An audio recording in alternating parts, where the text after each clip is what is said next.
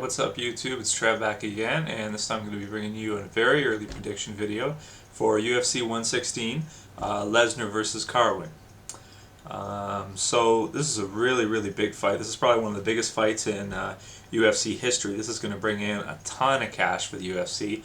Both fighters being current heavyweight champions. Lesnar being the actual heavyweight champion, and then Shane Carwin being the interim champion. So being that they're going to unify the titles, it's going to be a big fight. Last time at UFC 100, they shattered records with the ratings, and they had so many pay-per-view buys. I think it was the biggest pay-per-view buy event of the year, if I'm not mistaken. I'd have to look into that, but I'm pretty sure it was. This one, I think, I don't know if it'll necessarily beat that, but it'll definitely do very well for sure compared to it. So this video is going to be a prediction video on the fight for who I think will win. Now this is pretty early for me to do this, but it's just going to be such a great fight that I just felt I had to do it. I wanted to do it because it's going to be so good. So it's going to be, the day is going to be July 3rd, as long as nothing changes, and of course it's going to be the main event. And this should be a good fight. Now I'm gonna say, both fighters. I call this video the Battle of the Super Heavyweights because both fighters, they're almost above heavyweight. They're super heavyweights. They cut down to 265. Carwin probably walks around at about 285, 290, something like that, and Lesnar's probably just under 300 pounds, if not just at 300, a little bit more. These guys are huge men, and both extremely dangerous. Both being wrestlers, and that's another part of what makes this fight really interesting, is that the fact that they're both such good wrestlers. Brock, I would say, definitely has the advantage in the wrestling. By how much, we'll have to see.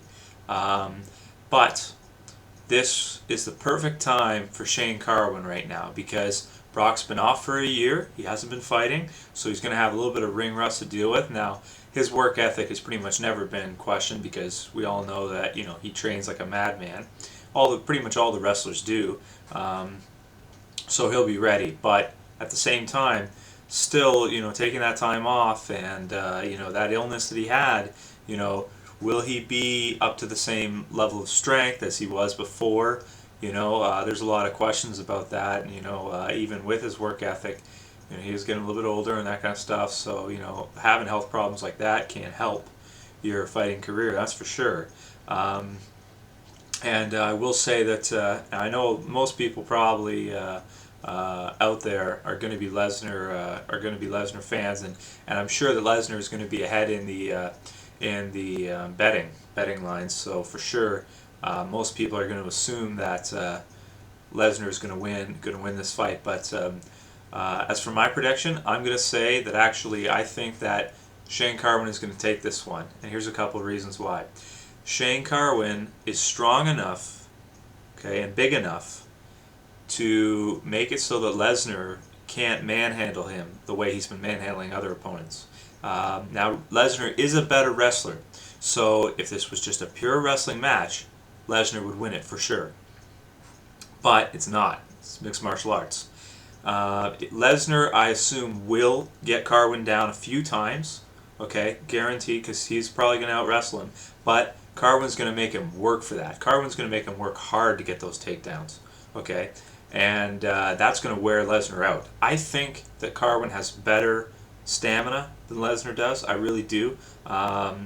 If you guys watched the Randy Couture versus Brock Lesnar fight, I forget which UFC it was, but that was a big one for when Brock became the heavyweight champion.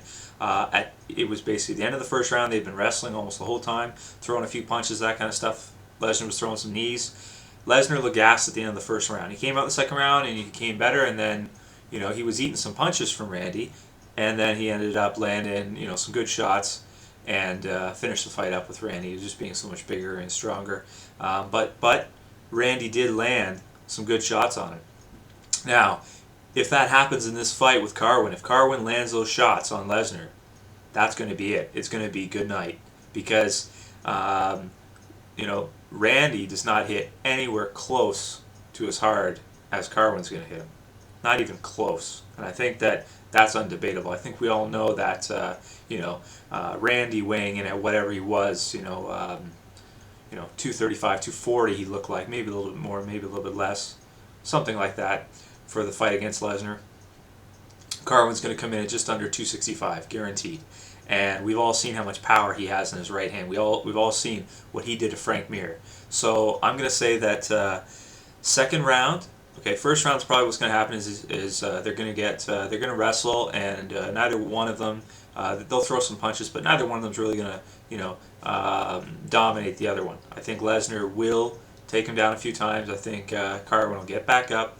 I think come the second round, Lesnar's going to be a little bit tired. He's going to be a little bit slower, and Carwin is going to either do some of that dirty boxing he did against Frank Mir, or he's going to land one of those huge right hands, and then he's going to finish him via ground and pound. That's my prediction. Trev says Shane Carwin, second round, TKO via strikes. Peace, guys.